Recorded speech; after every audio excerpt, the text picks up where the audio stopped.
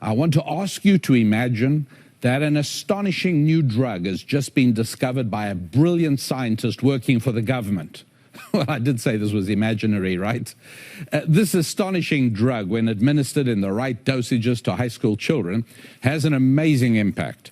It virtually eliminates dropout and helps ensure successful graduation. Not only that, but it almost eliminates sexual experimentation and promiscuity during high school, and it significantly advances academic achievement. And not only that, but it strongly discourages drug involvement. Not only that, yes, it is a miracle drug. It also makes criminal involvement very unlikely. Yes, that's right. Our miracle drug could make the students at the country's worst public schools perform at a level that matches the very best private schools. And mind you, all this without raising the cost of education a penny beyond the already astronomical costs that bear so little relationship to value received. Now, do any of you doubt for even a moment that with or without parents' permission, this drug would be administered to high school students in almost every school district in the nation?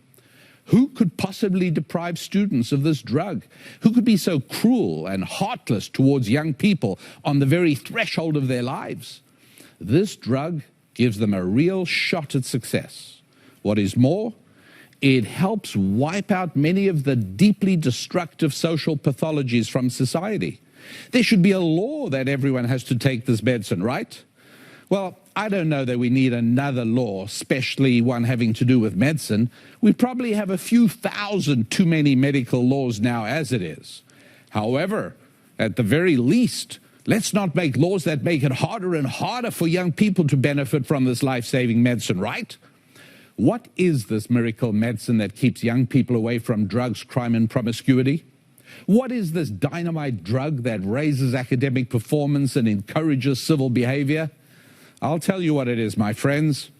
It is something so scary, so terrifying, so petrifying, that many in our society would rather have drugs, crime, dropouts, and promiscuity rampant in our schools than run the risk of people becoming addicted to this drug. Well, the good news, folks, is that it is not a drug at all. I'm not talking about a chemical or a medication. No! What I'm talking about is quite simple. It is marriage and family. That's all. Yes, here is the shocking news. Would you believe that a child raised in a home with its own mother and its own father, married to one another in a stable and long-term marriage, actually does far better than children raised without this advantage? Wow, would you believe that? Examine almost any socially destructive behavior, and more of it is found within people and within communities in which traditional marriage is dying. Poverty? Check. Violence? Check. Drug use? Check. Ignorance and illiteracy? Check. Poor health? Yes, check. Alcoholism? Check. Homelessness? Check. For every one of these tragic indicators of a society in decline, single people suffer far more than married people. Single people suffer far more poverty. In fact, nothing is a better indicator of poverty. Not race, not education, not gender, not geography, nothing but singleness. Violence is inflicted on society almost exclusively by unmarried males. As I mentioned in my speech at Man in the Moon in Salt Lake City, would you or would you not be relieved to discover that the 6 figures approaching you late at night in a dark alley were not 6 single men, but 3 married men out for a walk with their wives? See? Everyone knows it's true. Marriage to a woman makes men safe and productive.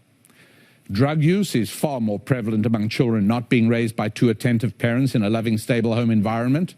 Yes, it can happen, but it is far rarer than it is among children being raised by an unmarried person.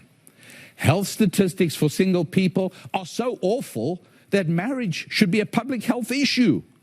Homelessness is almost entirely an affliction of single people unattached to family. My friends, a sane society would do everything possible to encourage marriage.